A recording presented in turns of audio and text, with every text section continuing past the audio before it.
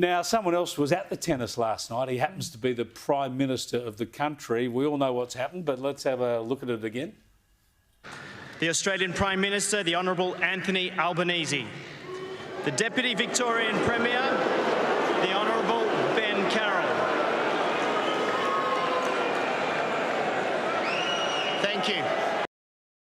Now, Gemma, now and then they get a ribbing, but that was next level. It was pretty good. It was pretty decent. And I know that people have said that it's a tradition to boo politicians, but it's not actually. It's actually not. I don't remember... I mean, you could correct me if I'm wrong, but I don't remember Hawkeye being booed. We showed at the top of the show, Albo got applause there last year. I mean, it's not a mystery. I was just saying to someone before we came on air, I did my grocery shopping over the weekend and my eyes watered. It's unbelievable. It's true. The cost of living crisis, this government it's like they don't know what to do. It's Australia feels like a rudderless ship. And I was on your show, Chris, when Mr Albanese was elected, and I said, and everyone will remember it, and I wrote it in my column, if he leads well, we'll all succeed. Sure. And unfortunately... You want them to succeed, don't you? But this is the thing, Cara. It's the broken promise, in my view. Clear cut. It's a breach of face. It's a finger in the face of Australians. But to do it when everybody is suffering a cost of living crisis just makes it worse. And to think with the amount that the cost of fuel has gone up, the cost of groceries has gone up, the cost of energy has gone up, that somehow everyone is going to be grateful that you lied to them to give them $15 a week is extraordinary.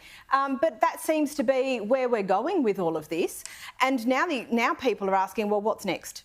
And that's a really fair question to be asked. We saw at Press Club, Albo was asked about negative gearing, and he wouldn't rule it out.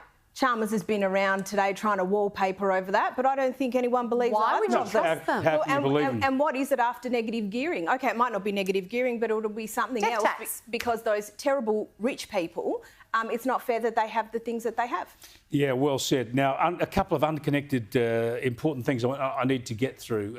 First up with you, Gemma, you talked about your column. You wrote about how we need role models and you talked about the Israeli hostages on the weekend. Let's have a look at this from Barry Weiss, talking about how feminists don't seem to care. Whatever the reason, for anyone, especially for women, to remain silent or to downplay or to deny such atrocities is an assault not just on the victims, not just on their families, not just on Israelis, and not just on Jews. It is an assault on truth itself. She's so right, isn't she? She's 100% right. One of the things that has struck me, to be honest, Chris, has been most distressing about this is the silence from the progressive left, and feminism is as corrupt as the UN, if not more, and the fact that there is this dividing line in the sand that says all victims deserve to be heard, not Jewish victims, not Israeli victims. And I say Israeli deliberately because Israel is a pluralistic society. Exactly. Yes, 80% of the population is Jewish, but Druze, Christian, Muslim, Arabic, all coexisting peacefully. These women... This young girl who I talked about in my column on the weekend, she's a teenager. She was repeatedly sexually abused in that tunnel. She saw her father murdered in front of her, her sister's face ripped apart by a bullet, by her own description, and nobody's interested to hear what she has to say. Why? Because she's Jewish. Yeah. I don't want to sit silent, Chris. I can't sit silent about that sort of thing. You've been writing brilliantly on it, and it is just sickening that these victims can be ignored in this way. Now, I want to get on to the Royals, Cara. I know the Royal report back this year is great to see. But you don't find me sticking up for the Royals very often. Not often. But there's this columnist today saying that the Princess of Wales, Kate Middleton, who's in a hospital, we all know, having abdominal surgery. She's in there for over a week. It can't be something easy.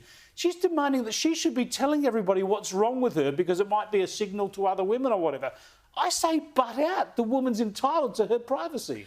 And look, what the princess ultimately decides to do, she may, at some time in the future, once she has recovered, decide that there is something that some advocacy around might be appropriate.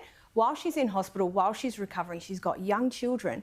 Butt out and mind your own business. And this here goes, again, to not the same, but a dissimilar, but in a connected issue of women's autonomy and agency. Since when do women have to run around telling people, or who's entitled to know a woman's private health issue? Yeah, I think it's just extraordinary. I mean, the Royals are, critical as I am of some aspects, but they do enough publicly without having to disclose a woman's personal health issues. Get off her case. Great to have you back in the chair for the year ahead, Caroline and Gemma. I look forward to it. Chris. Giddy up, Chris. Long footy season, hey? How long? Here we go. Collingwood are going to have a shocking year, I hope. Here we go.